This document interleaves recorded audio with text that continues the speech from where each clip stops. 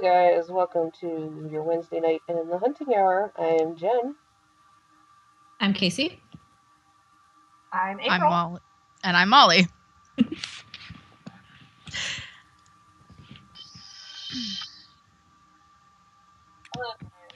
Wednesday night in the hunting hour. I am Jen. Hopefully they can hear us. I'm April. And I'm Molly. Okay, one of y'all turn off your sound. This is lovely. So professional. It's okay, we're still working out the bugs, we're still new, they'll forgive us. So, how's everybody doing? Great. Fantastic. Ready to talk about last night. Okay. I think everyone's excited about last night's episode. Whoops. Yeah. Do we have everyone here now? Are we good? Can we hear April? Can you hear me? There's Yes. April. Yes. All right. Okay. We are good. So we are doing our second ever hunting hour tonight on November 6th, 2013. And we are discussing last night's episode 9.5 entitled Dog Dean Afternoon. So, a bit of background information. It was written by Eric Charmello and Nicole Snyder, who have written a couple of other episodes in the past, and have some co-executive producing credits on Devil May Care from earlier in this season. And so why don't we just go ahead and jump on in? What I was asked a lot last night, personally, was why they would choose to put two funny episodes right up next to each other back to back. Well, It was they a little switched bit the whole order strange. up. Yeah. And so it was a little bit strange, especially considering last week's episode and how different that was when it comes to format. It sort of seems like Robbie's episode was moving towards something a little bit tighter, a little bit better when it comes to the writing. And then this kind of felt almost like not so much a step back, but just kind of like staying in place, kind of returning to the classic supernatural narrative where there are lots of loose ends and nothing really resolved. But so just to clarify to some of the listeners, there was a reason for that. This episode was sort of a filler episode, but it wasn't supposed to be aired this soon. It was supposed to be aired later in the season. No, they've rearranged a lot of things. Yeah, and in fact, it was written in such a way that it could stand alone. Similar to how, I guess, if we look at season 8, we saw Bitten, which was sort of a standalone episode, and not a lot to do with Sam and Dean, just, the other characters sort of drove the story of that one. But this is sort of the same deal where they made it to where they could pretty much put it in anywhere and just tie it all together. Could, except for the reason I think they moved it up is because I think they're going to end the Zeke story sooner than we thought they were. And I think that's why they pushed it up, because there was elements of Zeke and Sam, and I think I wouldn't be surprised if Sam doesn't find out about Zeke by mid-season finale. And if that's the case, then they needed to bump the episode up, because they bumped all the episodes up. Yeah. Yeah, that's true. Feeling I was getting too, like, with that exchange at the end there, it seemed like they were definitely building toward, or starting to build toward, some kind of either resolution or confrontation to deal with the... You mean the extremely obvious foreshadowing? Yeah, a little bit heavy-handed on that one, but Yeah. But yeah, I mean, it kind of makes sense, and I have to wonder if it has something to do with, the fandom reaction, because we know that the writers probably do see what we post, and when we're all saying, when is Sam gonna, finally realized that, Dean just took on a whole bunch of demons by himself and didn't die, and I just got stabbed in the jugular and didn't die, and that's kind of weird. And Charlie actually died, but she didn't die. What's going on, you guys? I feel like, you might have to get that resolved before people start really getting bored with it. And getting annoyed at the fact that Sam's a smart character and yet he can't kind of put two and two together yet. Right, yeah. Because basically the whole episode, he's just like, what the hell happened? What the hell happened? What the hell happened? And yet he's not getting any answers, but the same questions are being asked. Right. Sorry, go ahead. Also, Sam's not nearly as passive a character as he's been this season, with accepting Dean's kind of evasive bullshit answers that don't really answer his questions. Like, Sam's the kid who's been asking questions about everything since he was 5 years old. That's why he and John never got along as well as Dean and John, because he questioned everything. So for Sam to kind of accept these unsatisfactory answers the way he is, it's almost like, it makes me wonder why, because Zeke is effing with his head. That's my opinion. Either Zeke is messing with his head, or it almost kind of gives me the feeling that Sam is almost afraid to ask, like, what did you do this time, Dean, to keep me from dying? Well, and it's interesting because it sort of puts... It's changing up Dean and Sam's roles, because whereas Sam is sort of now becoming the really passive one, the one who just sort of goes along with whatever explanation, Dean is the one who's sort of going out and getting himself into trouble and, trying to cover it up. And, we've also seen Dean sort of change in that he's sort of starting to settle down. He's, kind of wanting almost a normal can be for them kind of life. So it's pretty interesting to see this shift in just who they're becoming. Right. Definitely suspicious. But then I feel like they changed it up a little bit, like with the way that, not necessarily the way it was written, although a little bit, but the way that end of that episode was played. It wasn't so much like Sam just accepting the bullshit answer this time and being passive. It was more like he knows, maybe not exactly what's going on, but he knows something serious is going on. He knows Dean is keeping something from him, and he's wanting Dean to tell him on his own, and Dean's not. And it's like, he looked hurt. That's very true, but thinking about it, whenever you're... I don't know, whenever you've sort of like let someone down and they get really upset with you, and then you sort of make amends, whatever, later on when they start to do it and you start to kind of call them out on it, it's like you can see why maybe he's just being careful about it. Like, I think he kind of wants to call Dean out on it, but it feels like they've finally gotten to a space where they're finally fine. And now... Dean's kind of gone and screwed it up, and I feel like more information. That's true.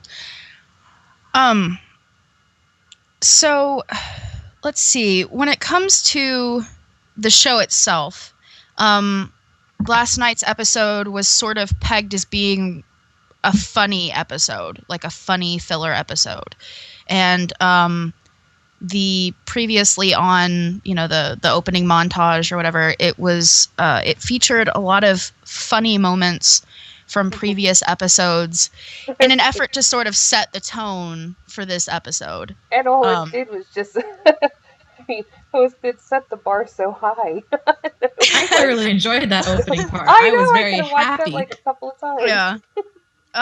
But did the episode live up to that? Because I feel like it was an interesting choice to show all of these episodes that were funny and had funny moments in them.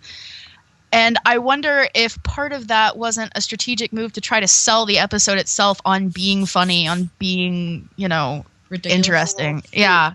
When one of your leads feels that it was disappointing, you're kind of fucked. Yeah, that was pretty bad. It was like a little disappointed. Yeah. Sorry, this may be a very unpopular opinion, but that tweet bothered me immensely. Like, it's not the first time it's happened, but it bothered me immensely. Like, it struck me as unprofessional to...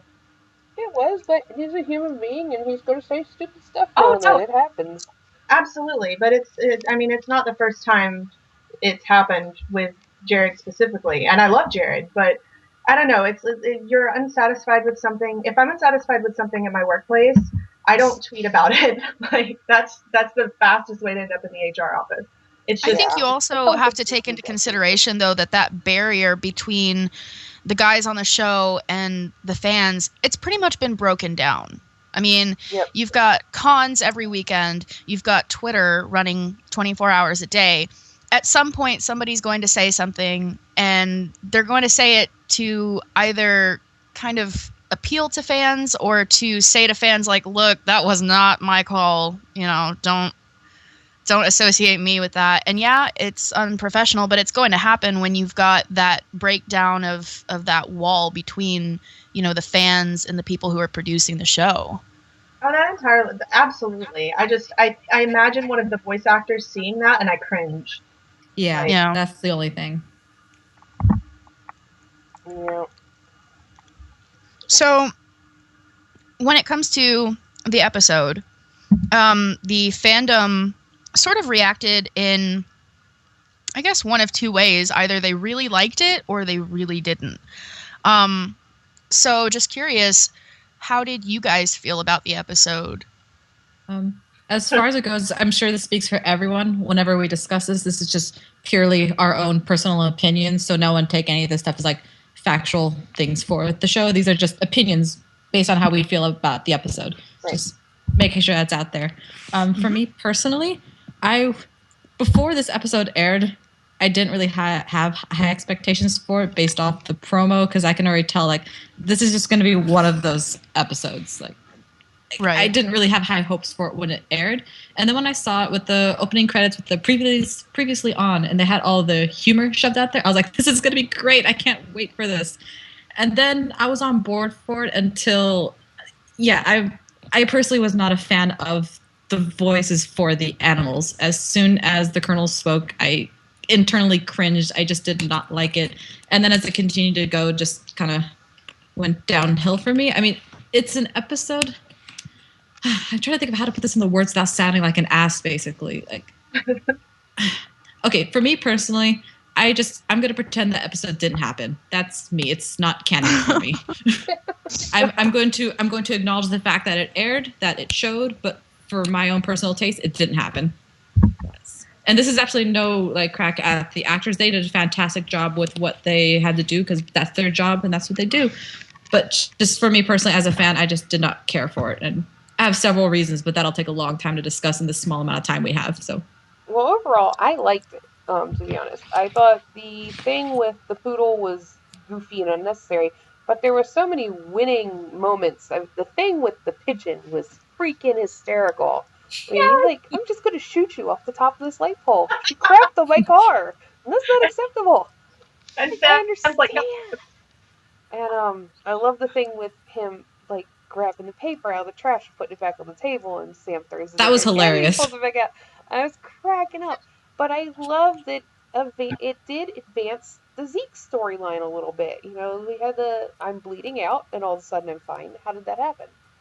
And the guy looks at him and says, "What are you?" And, that had to have stuck in Sam's craw. So overall, not their strongest episode, but it wasn't their worst. And it wasn't, bugs.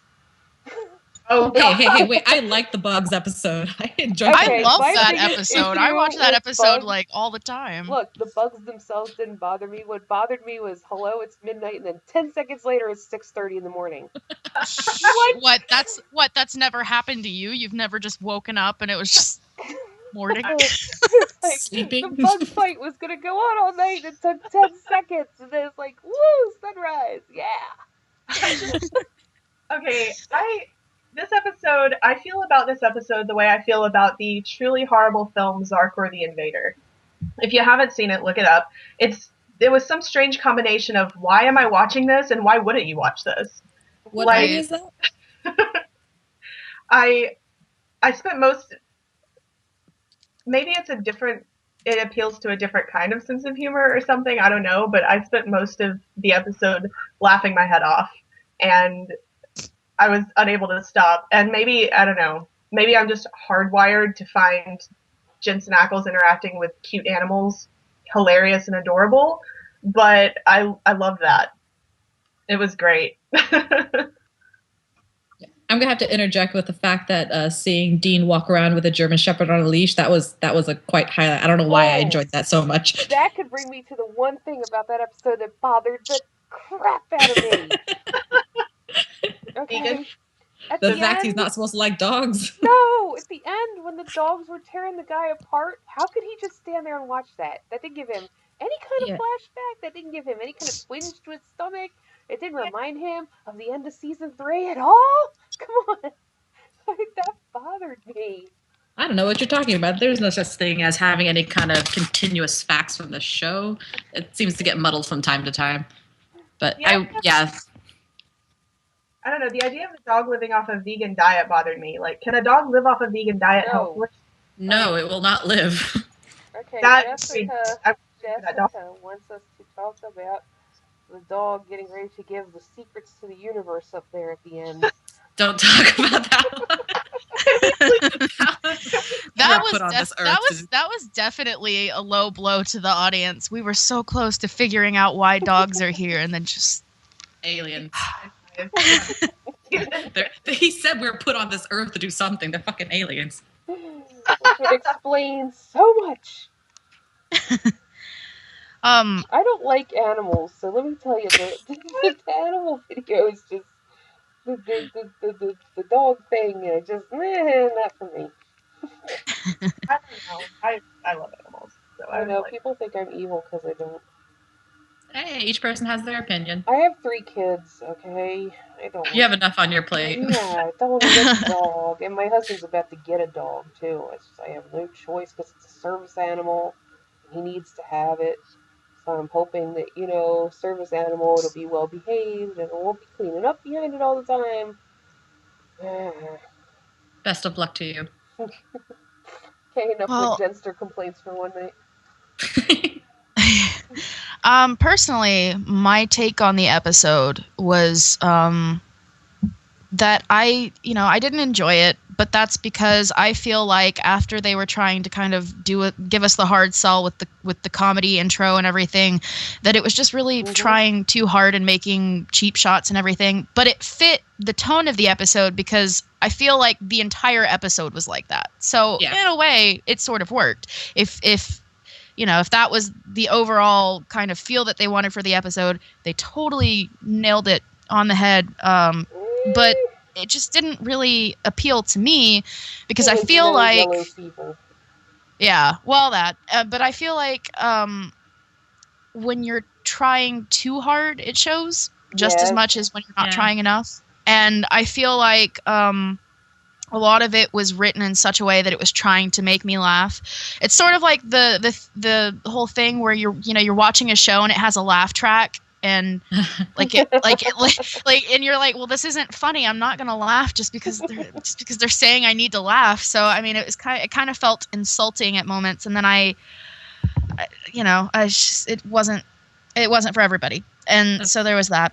And then there was some very jocular frat boy humor. It really was. Yeah. And then there were some moments that were somewhat controversial.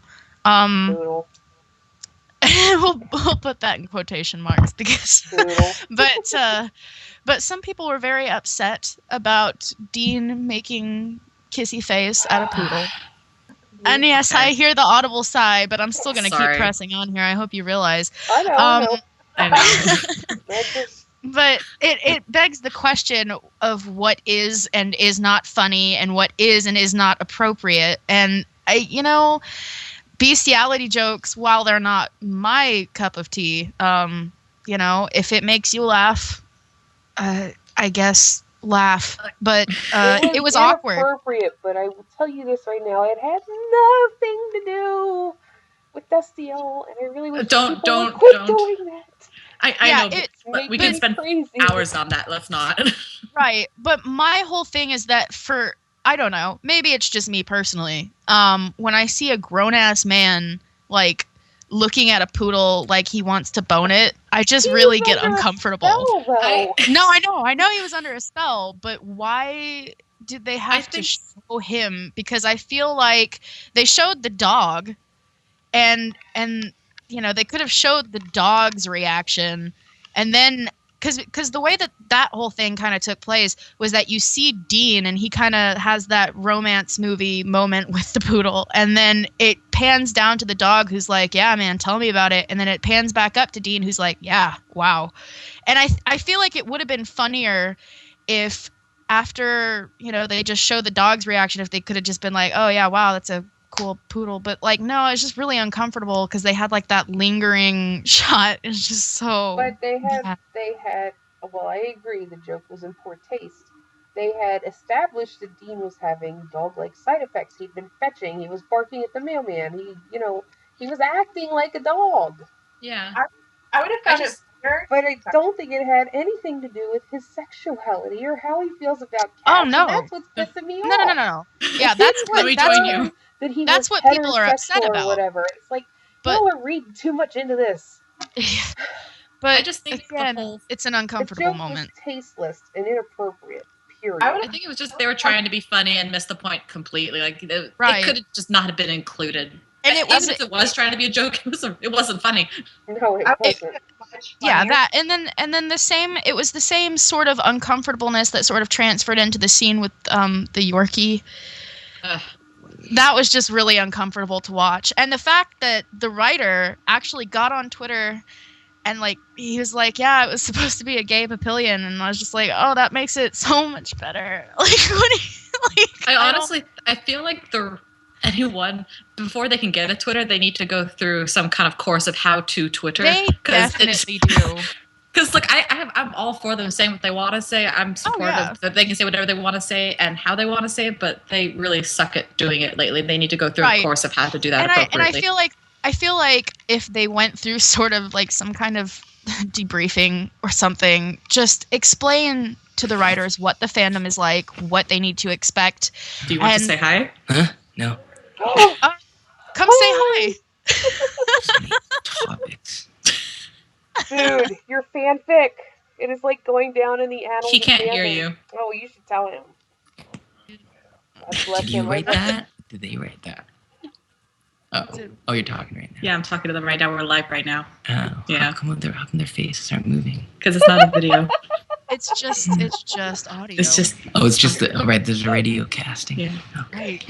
You got it. I'll let your radio talk. Before they interrupted it, you might as well come here and talk. What are you guys talking about? Tell him to talk about his fanfic. Keep it on. No, I took it off so you can hear them too. Oh, but okay. What are you guys talking about? We're talking about the episode from last night. Oh, the dog episode? I just saw it. Oh, was it good? Did you like it?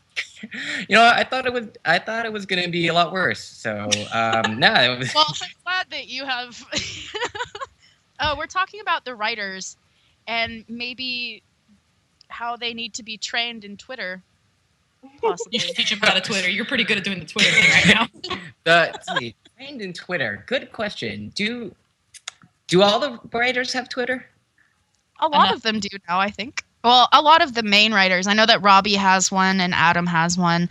And then the writer who wrote last night's episode, Eric Termello, I'm not sure how to pronounce that. He has one and actually used it to communicate with some fans last night when they had questions and whatever. How did he deal with the fan reaction?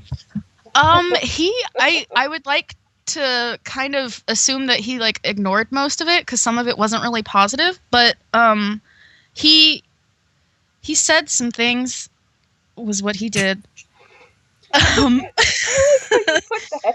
I mean, how much does a writer control? I mean, I do agree that I think it would have been a lot better if the voices were less cartoony. Well, this isn't even about, like. Oh, just in general? Yeah, just like, maybe we should tell the writers, like, look, this is the fandom, this is what they do, and this is how you handle what they do. And like, I guess it's true, but I mean, it's tough. Like, obviously, for the supernatural community, it's a very active community, right?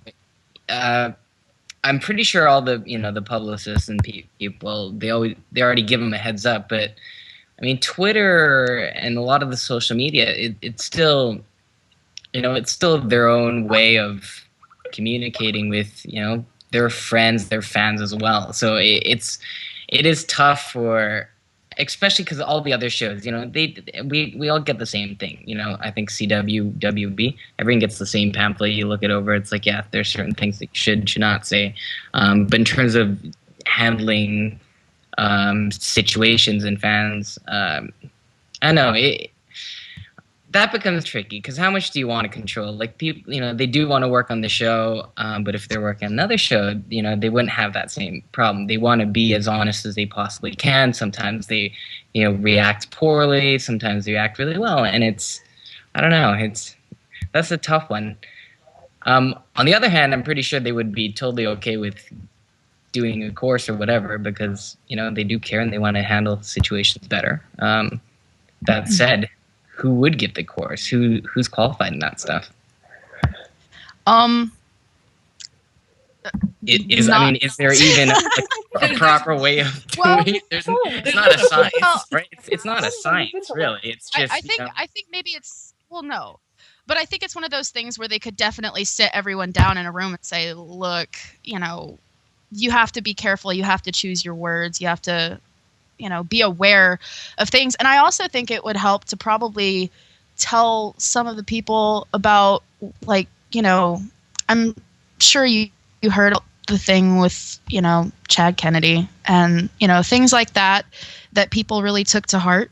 I think it would be good to sort of tell other writers about that and other actors and everything and just keep everybody informed. Basically, that's what it amounts to, is just keeping everybody informed about the fandom. Because as we discussed earlier before you joined us, it's really difficult with that sort of breakdown between the fans and the actors and the writers. You guys have a lot of access to us, and now we have a lot of access to you. Like right now, I'm talking to Osric Chau. That's pretty big. So that's weird.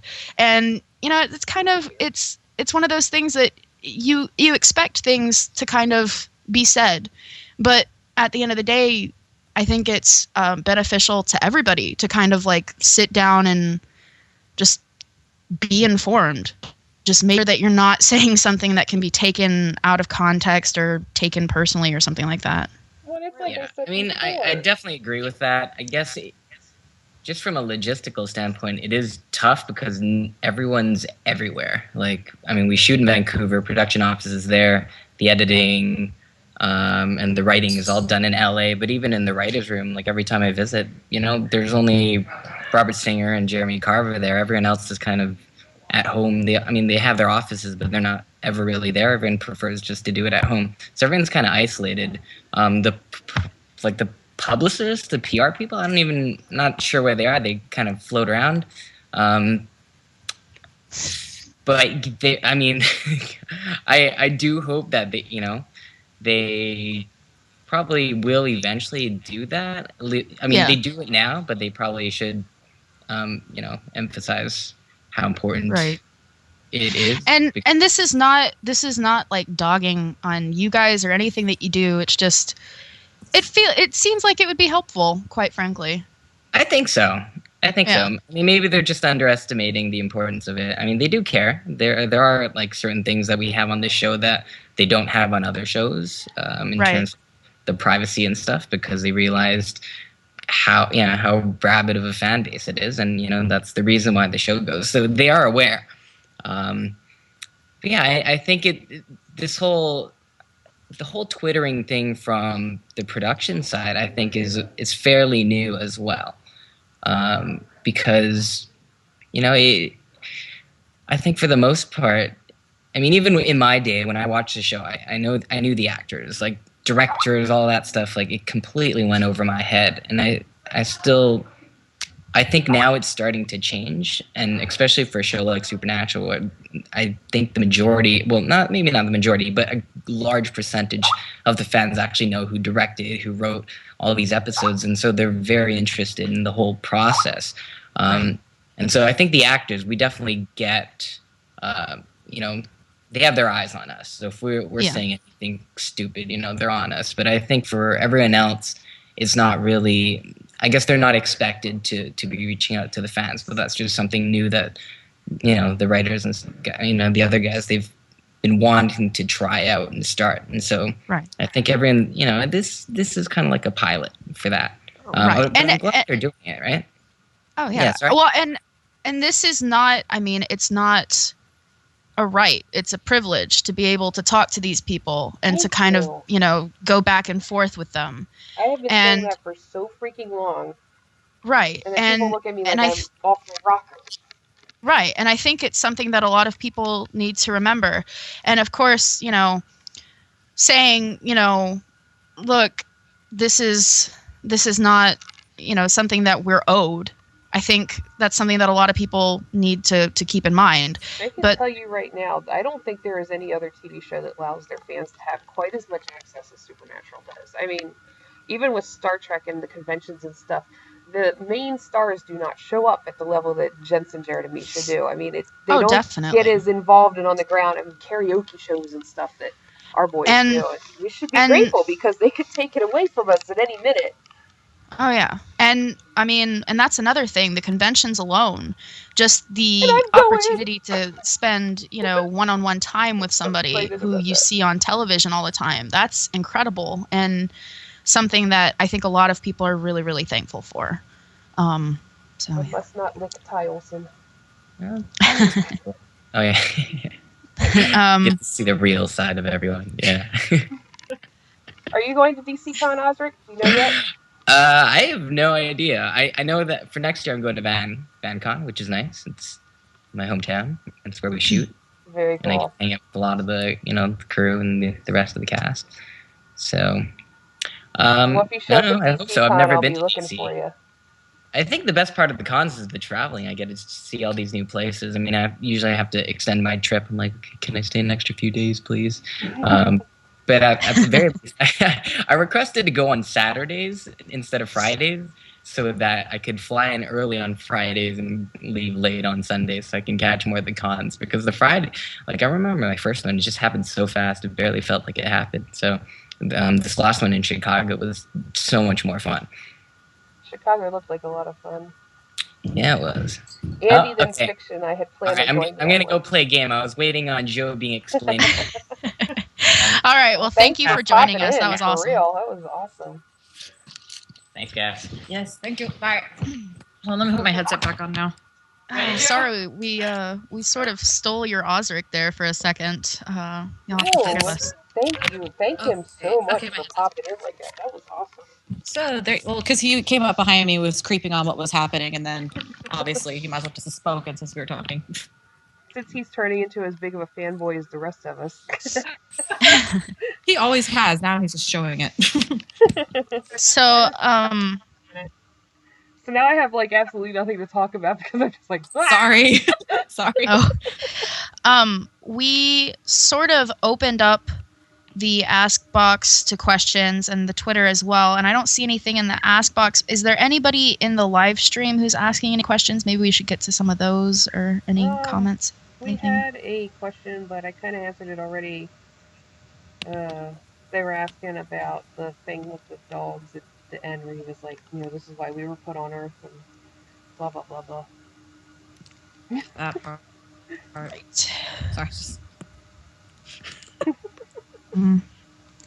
So I guess that we can probably at this point move on to talking about next week's episode a little bit. Okay, so next week's episode will be 9.6. It's entitled Heaven Can't Wait. And it seems like from what we've seen that it's going to be a pretty Castiel-centric episode with some Dean, and that maybe not as many other characters will be involved. So that's pretty cool for, people who are fans of this show, since we are a pro-Destiel sort of show. So what do you guys think? Do you think, because it's going to be like rogue angels, do you think they're, not angels? What are your theories so far? If you want to do some speculation here. Fine. Huge Gabriel theory running around. Is there? I haven't heard it. Gabriel theory running around. Yeah, since the people that are being exploded are bright pink when they explode. I've just heard a couple of people saying, that it wasn't just any angel, and I don't know. Interesting. So it's also just cool just to note that, Castiel is like dressed in a little vest and just really cute and trying to catch Slushy with his hands. It's really funny. I saw like a gif of it earlier where he was like trying to catch the Slushy in his hands, and somebody made a comment about him being like a person in an infomercial, and I just oh, that is perfect. I know, it's so great. You saw the funny one. I saw the one that said that this gif is basically a metaphor for his entire storyline, which made me want to cry. Basically, I saw that too, and it broke my heart. Castiel breaks the thing. Castiel tries to fix the thing.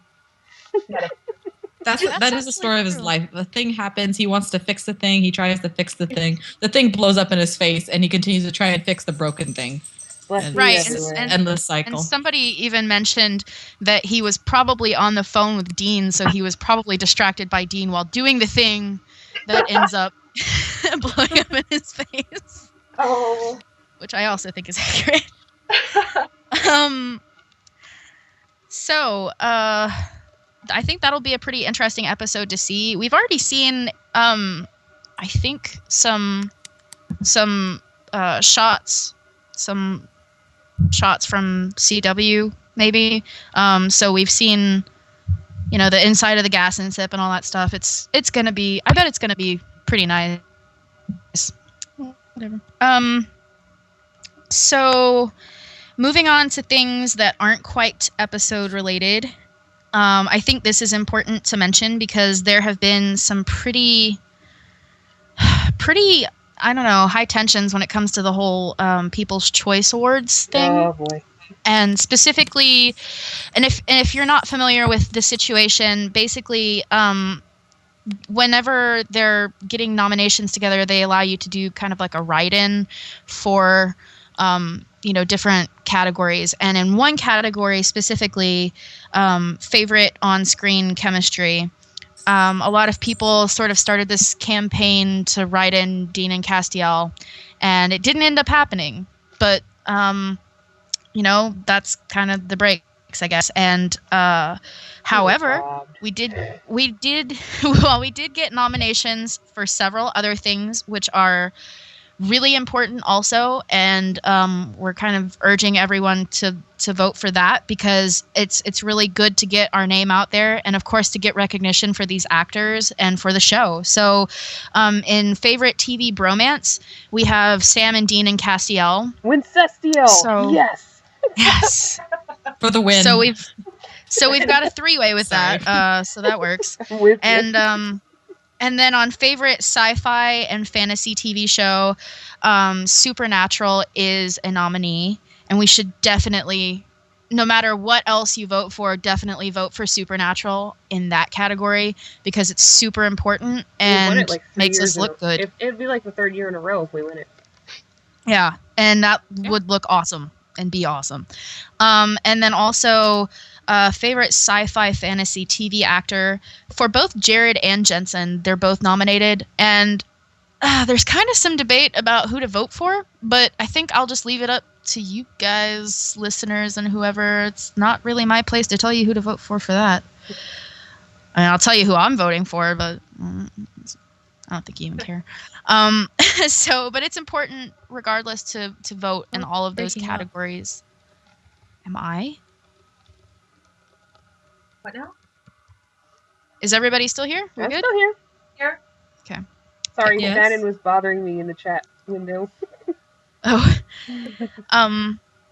So yes, those are all really important categories to vote in. Anybody else have anything to add? Shannon's yelling at me. Oh no. Because he missed Osric and he wanted to come on and talk to Osric. And he's like, no! Well, again, it was really, really nice of Osric to come onto the show, right? Whether or not, he really intended to in the first place. But we do thank him for that because that was really great of him to do. And so, I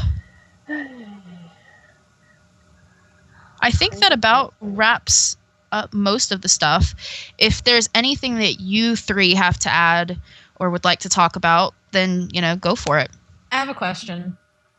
And I don't know how, it's going back to the episode for last night, but it's something that made me kind of go, wait, I don't know if that makes sense. So maybe someone can shed some light on it for me.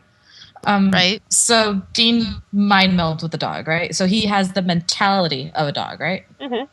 He doesn't have the physical features or biological characteristics of a dog, correct? Right, which is why he didn't pee on the ground. But also, then why was he not allowed to eat chocolate? Because that's a biological thing. So why did they make that joke about chocolate if it's just his mind? It's not like his human body can all of a sudden not consume chocolate. Because the dog had to get his kicks somewhere.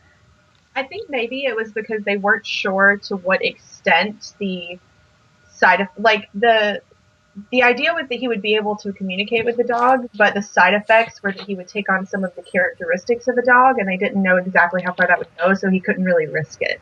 I got out of it anyway. Me and that dog need to have a little chat, though, because dissing Foreigner and Styx, It's like two of the best classic rock bands that ever were. And it's so funny because the song that they were playing, I Want to Know What Love Is, that is like my number one Destiel song. I laughed my ass off. I was like, are they really listening to this right now? Are they? Yeah, they're doing it. They're listening. It cracked me up.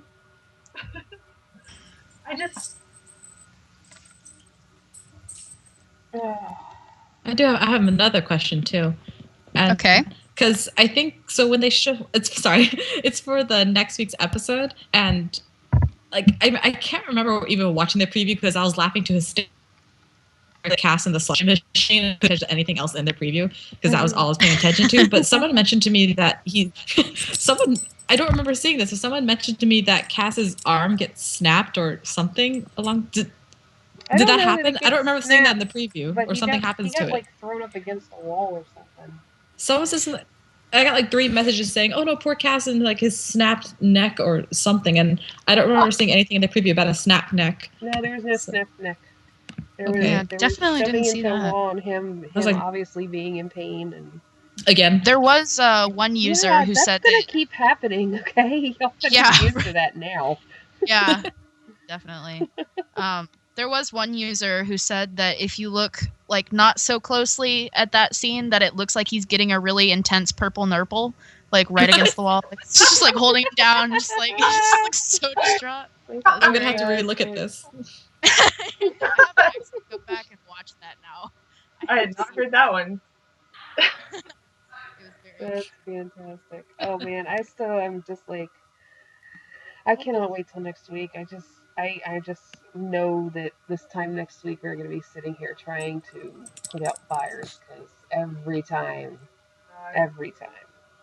I'm just saying, what were there were so many little things in that episode, what were the agent names that they used? Michaels and DeVille. Really, guys? Really? The Stark and Banner one from the previous episode was my favorite so far. We use Stark, Banner, and Solo. Those I'm done. Also, what was your mother smoking? I saw a post on Tumblr that said the whole house, and I just I saw that too. I was like, that's messed up. It wasn't the whole house at first. It was just the ceiling at first. Then. Stop. But then pictures going around with once you start smoking the ceiling, then you start smoking the whole house. It's a gateway. I like the picture of Dean that's going around with the little yellow dog face over his face. I made a joke about that. The fact that I just think that that little yellow dog Doge or whatever. I don't even know where this meme thing is coming from. I just remember seeing Doge everywhere. I'm like, that's who wrote the story. The whole script was directed and written by Doge. Much fun. Good show. What I love is that odd coincidence. About 5 minutes after everybody on Tumblr started making pot jokes, the show started making pot jokes. We are speaking of mind meld.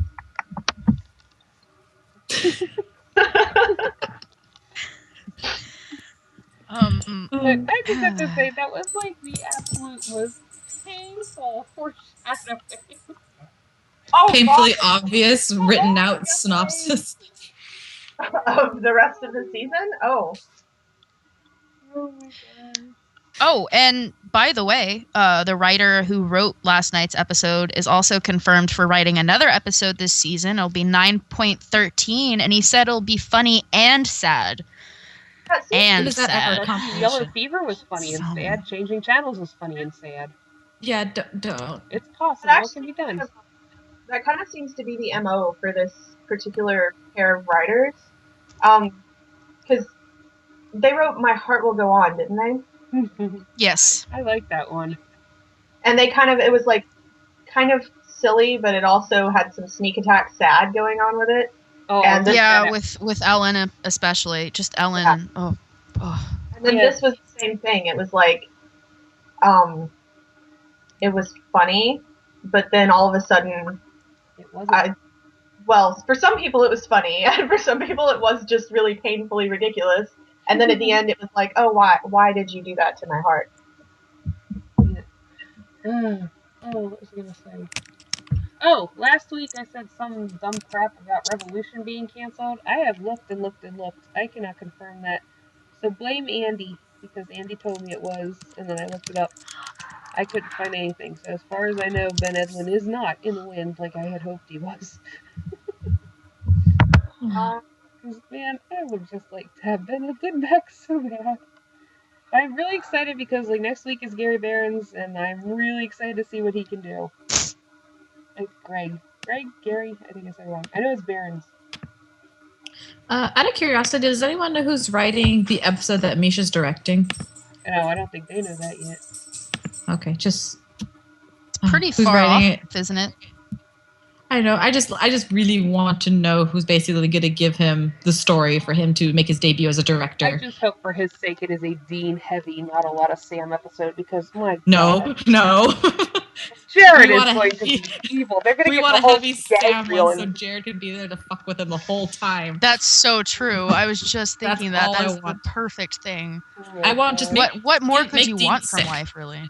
Make Dean sick, have him bedridden the whole time so Sam and Cass are on an adventure doing something. So the whole time they're shooting it, Jared is just fucking with Misha. That's all I want. Actually, I give a lot of money for a deliriously sick Dean episode, but I think I'm going to be stuck with that in fanfiction land. That's what fanfiction's for. Not satisfied with what's in the show? Fanfiction, right there. There's many sources for you to get. By the way, if you guys haven't read Angel Slayer, you totally need to read that sucker. It is so good. I'm still in denial for other fanfics I'm reading, because if I don't finish them, they don't end. So I haven't even finished Redemption Road, because I'm pretending it's not over. So I haven't finished it. That's pathetic. I'm sorry. I do that with everything. I'm doing that with Firefly right now. I'm not finishing watching Firefly, because if I don't finish it, it's never over. Hey, there's always Serenity. You can always just hold off for at least another movie. No. Do you know how long it took me to finish the 10th Doctor for Doctor Who? Because I didn't want it to end, so I got dragged to finish the episodes. Like, I don't. Well, that one hurt a lot, though, so I can see why you wouldn't want to watch that for a while. Go see Thor 2. That one hurts a lot. I can't wait. You guys go see it. Enjoy it. Sorry, we're getting off topic. This isn't even supernatural anymore. We're just talking about pain. Well, I guess it is supernatural. Well, I mean, it is supernatural in that respect. It's not natural.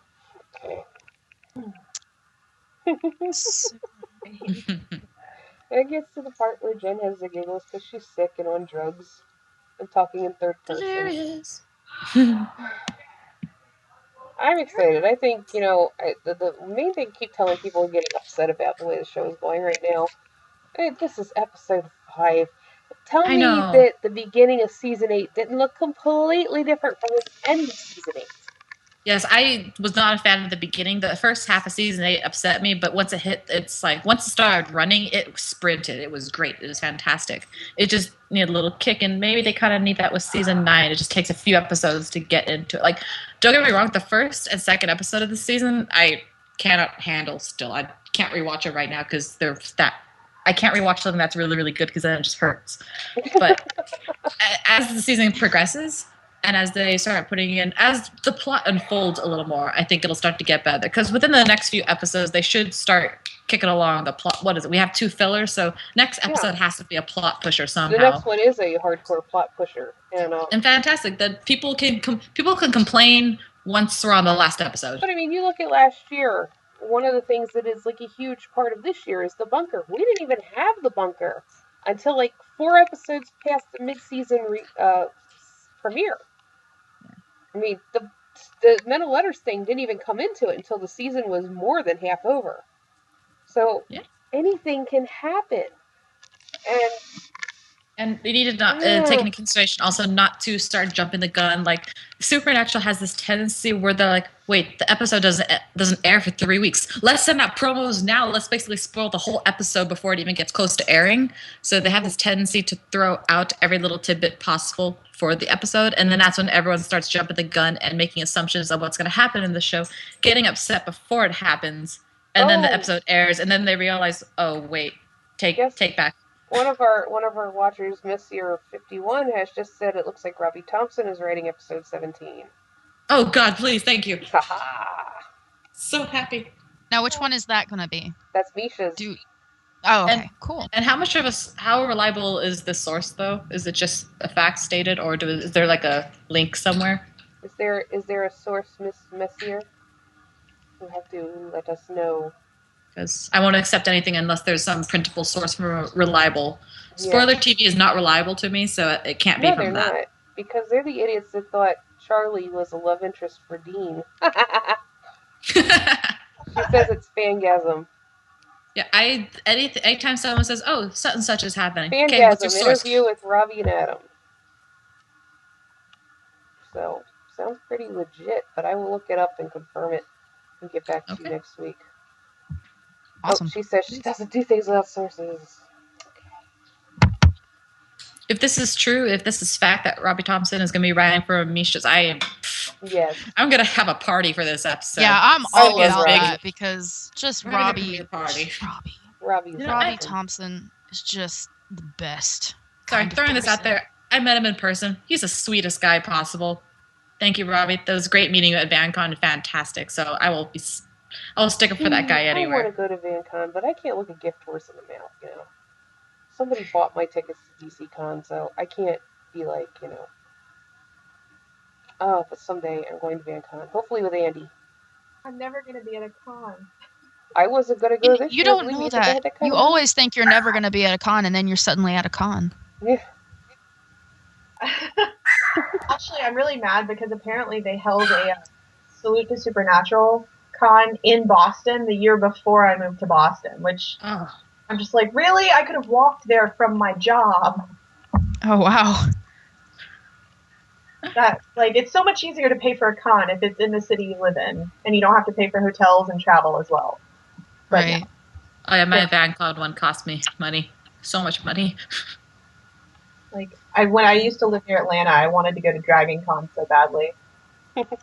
If I could go to anyone, though, it'd either be VanCon or JibCon. Yes, JibCon. JibCon looks amazing. Just because it's in Rome, like, how do you pass that up? Well, you don't. Like, the cockles that come out. Well, no, speaking of my favorite moment, like, I obsessively YouTube the con, and some of my favorite panels, they always seem to be from Jib, yeah, the Misha and Jensen in their resumes. Oh my God. Jensen dancing is just the best thing ever. Don't talk about Jensen dancing. That's no. It's so good. You have to. No. Somebody took that clip of Jensen dancing and they set it to this song called WAP, and it is so on mark. It's actually really remarkable the way that he works his hips like that. Very hip oriented man. You're putting together these sentences that are not good for my health. Stop doing that. And we all know when we get on a bike, we don't just ride a bike. We bicycle tour. Took me a second to realize where you were going with that, and then it clicked. Acting on camera. Acting on camera is a very serious skill. I'll never be over it. But, my other favorite but you one, do have to. a lot of people dog him for that, but you do have to kind of specify because there's stage acting and then there's film acting. So funny. And my other But favorite it one is really is, I don't know what con it's from, but it's Jensen and Jared, and the screen behind them is a couple seconds slow. So they Yes. turn around and then their on-screen selves turn around. They almost fall out of their chairs laughing. I love that one. That is my favorite. Oh, it's so many good moments. It's pretty sad, that we're so into this fandom that not only do we quote the show, we quote the gag reels, confetti, it's a parade, and we quote the con videos. For cons we weren't at. The panels for cons we weren't at. We quote those too. Well, we managed to kill an hour.